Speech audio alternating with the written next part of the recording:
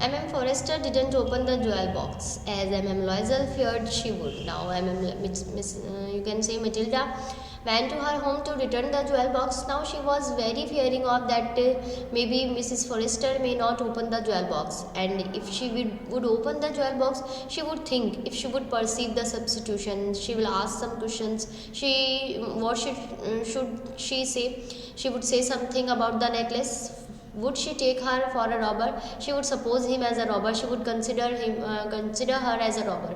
MM Loisel now knew the horrible life of necessity. Now Mrs. Loisel, it means Matilda, now knew the horrible life of necessity. Now she knew that the necessity of the life. She did her part, however, completely heroically. Now, each and every work of her part she was trying to complete heroically. It was necessary to pay this frightful debt, because it was very necessary to pay the frightful debt that was taken to replace the necklace. She would pay it. Now, she wanted to pay this debt. They sent away the maid. They changed their longings. Now, the maid that she was the maid whom they appointed to do the all work of the house, to do the all chores of the house, they fired her. And now Mrs. Matilda, yeah, you can say Miss Matilda, Mrs. Forrester, started to do all the work of the houses. They changed their logins. They rented some rooms in an attic. They have some rooms in an attic, so they rented the rooms in their attic so that they may collect more money. She learned the odious work of a kitchen. All the work of the kitchen now she learned. She washed the dishes, she washed the soiled linen, their cloths and dishcloths, which she hung on the line to dry. She took down the refuse to the street each morning and brought up the water. Each and every work that was refused by her, now she started to do each and every work. Like that, she did not want to go to each morning and go to the street each morning, and she did not like to bringing up the water, but now she was agreed, and now she went to the street each morning and brought up the water, stopping at each landing at catch her breath. And now she was you can say she was surviving a very hard life, and clothed like a woman of the people. She went to the grocers, the butchers and the fruiters. Now she was shopping vegetables, fruits, butchers. Now she was starting doing each and every work of the house. Now she started to go to the market and buying the vegetables, buying the fruits, and she also went to the butcher's shop and also bought meats for her home with her basket on her arm. Now she had a basket on her arm, and each and every longings she put in that basket, shopping, hanging to the last soul of her miserable money, because now she wanted to collect the money that was borrowed to replace the necklace. The husband worked evenings, putting the books her husband worked evenings putting the books of some merchants in order. At night he often did copying at 5 sous a page. Now he had started to do overtime so that he may collect more money. She had become a strong hard woman, the crude woman of the poor household. Now Matilda had become a strong hard woman, as usual a lady that is in the poor household, in poor homes. Her hair badly dressed, her skirts awry, her hands red. She spoke in a loud tone and washed the floors with large pails of water. Now her hair badly dressed, her skirts awry. Now each and every time a lady that was always wore very, you can say, delighted attire. She liked to live as a very prosperous lady. Now her hair was very badly dressed, her skirts is very awry, her hands ran. She spoke in a loud tone. Now she was speaking in a loud tone and washed the floors with large pails of water. Now she was using a pails of water to wash the floor, but sometimes when her husband was at the office, at the free time when her husband was at the office, she would seat herself before the window. She would always sit before the window and think of that evening party of former times, of that ball where she was so beautiful and so flattered. She always think She always thought about the party in which she was looking very pretty and she was appreciated by each and everyone. How could it have been if she had not lost the necklace? And she thought that what would happen if the necklace had not been lost? Who knows? Nobody knows. How singular is life and how full of changes. Nobody knows what will be happen in the life, because life is full of changes. How small a thing will ruin or save one. It means a small thing can ruin a life and can save another life. It means each and everything in our life is very important and has a particular importance in our life.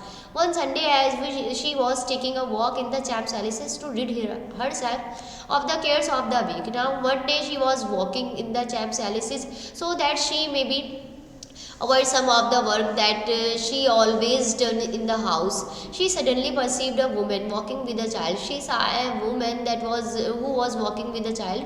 It was Mrs. Forrester, still young, still pretty, still attractive. Now Mrs. Forrester is still young because she was the same age of Matilda, but now she was very young, she was very pretty, and now she was very attractive. Yet now Mrs. Loisel was affected, and this thing was very affected to Mrs. Loisel.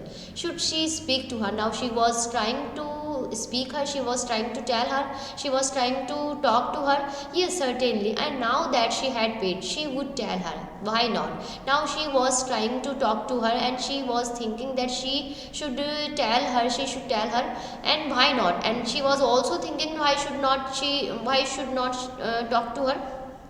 So she tried to talk her. She approached her. Now she approached her. Good morning, Jane. Her friend did not recognize her and was astonished to be so familiarly addressed by this common personage. Now Mrs. Forrester was very shocked because her friends addressed her by this name, and she was very astonished by seeing the lady that was not recognized by her. She stammered, "But madam, I don't know." Now Mrs. Forrester was saying that because she did not recognize her, so she was saying that, "I don't know, who are you?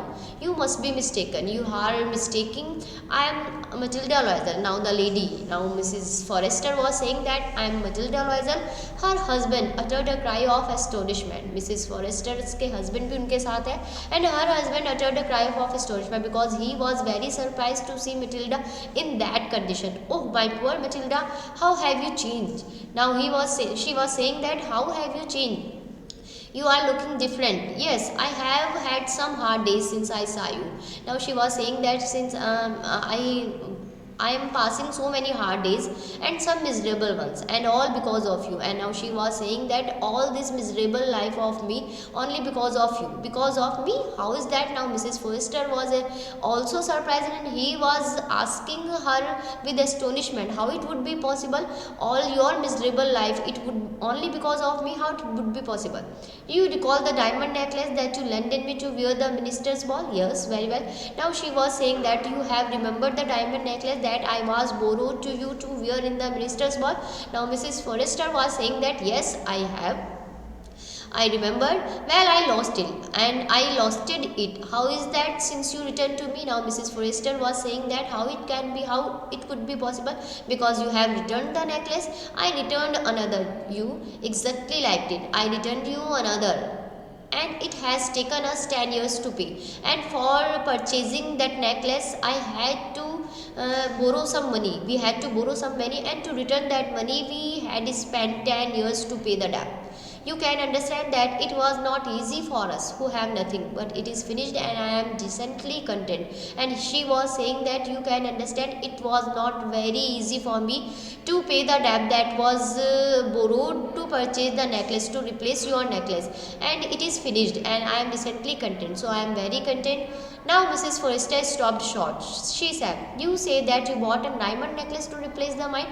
Now Mrs. Forrester was saying that you replaced the necklace that was borrowed from me with a real diamond necklace. Yes, you did not perceive it then. You didn't notice that they were just alike. Yes, I was saying that it was just alike.